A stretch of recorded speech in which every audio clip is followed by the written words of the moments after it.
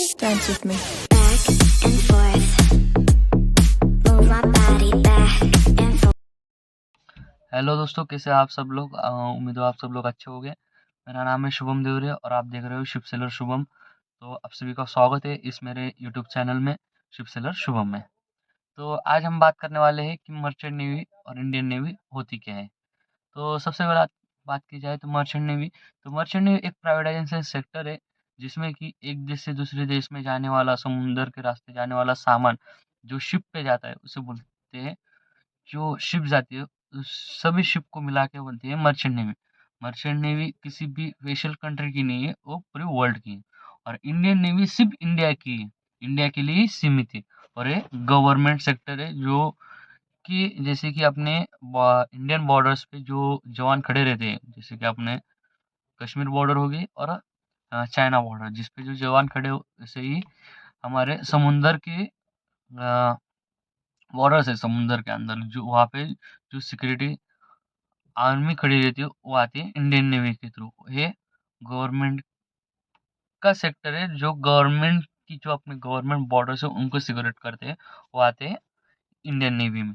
और दूसरी बात की जाए तो मर्चेंट नेवी किसी भी पर्टिकुलर प्राइवेट कंट्री की नहीं है, ये पूरी वर्ल्ड की है।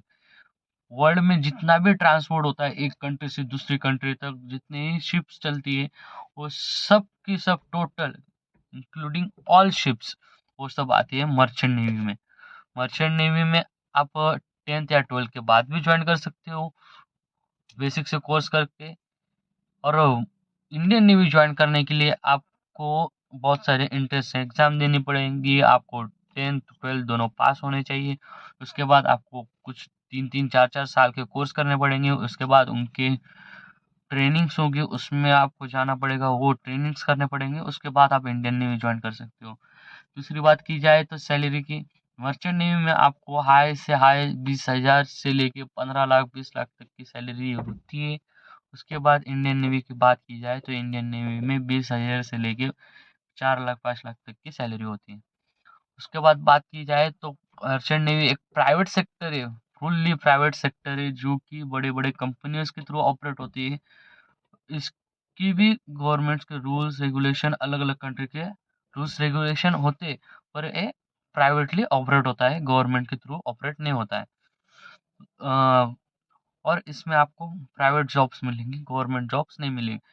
और इंडियन नेवी में आपको गवर्नमेंट जॉब मिलेंगी और गवर्नमेंट के हिसाब से आपको रिटायरमेंट मिलेगी, पेंशन मिलेगा, वो सब मिलेगा। इंडियन मर्चेंट नेवी में आपको पेंशन्स और रिटायरमेंट नहीं मिलेंगी। आपको जब तक काम करना है तब तक आप काम कर सकते हो।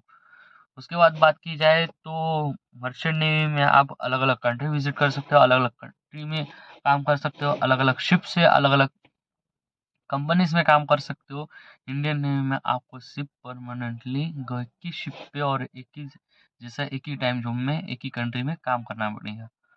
उसके बाद बात की जाए तो मर्चेंट नेवी में अलग अलग रैंक्स होती है, अलग अलग पोजीशन होती है। वैसे इंडियन नेवी में भी अलग अलग रैंक्स और अलग अलग पोजीशन होती है। मर्चेंट नेवी में 3 डिपार्टमेंट होते हैं। एक्चुअली में 3 डिपार्टमेंट होते हैं, एक डिक डिपार्टमेंट, इंजन डिपार्टमेंट और कुक डिपार्टमेंट। इंजन डिपार्टमेंट में होता है कि आपको जो जितने भी मशीनरीज इंजन वगैरह सब चलते हैं वो सबको ऑपरेट करने वाले इंजन डिपार्टमेंट होते हैं। डेक डिपार्टमेंट में आता है कि जितने कार्गो ऑपरेशंस, उसके बाद सी में चलने के लिए नेविगेशन, ये सब डेक डिपार्टमेंट के थ्रू होता है। और कुक डिपार्टमेंट इसके लिए होता है कि जितने भी वर्कर्स काम करते हैं उनका शिप की साफ सफाई वगैरह और खाना बनाना, उन सबको गैली डिपार्टमेंट उनका ये काम होता है। तो आज के लिए इतना ही, मिलेंगे अगले वीडियो में। तब तक के लिए वीडियो पे बने रहे, चैनल को सब्सक्राइब करें, बेल आइकॉन को भी बताएं और वीडियो को शेयर कर दें और ज़्यादा से ज़्यादा लाइक करें। Thank you friends.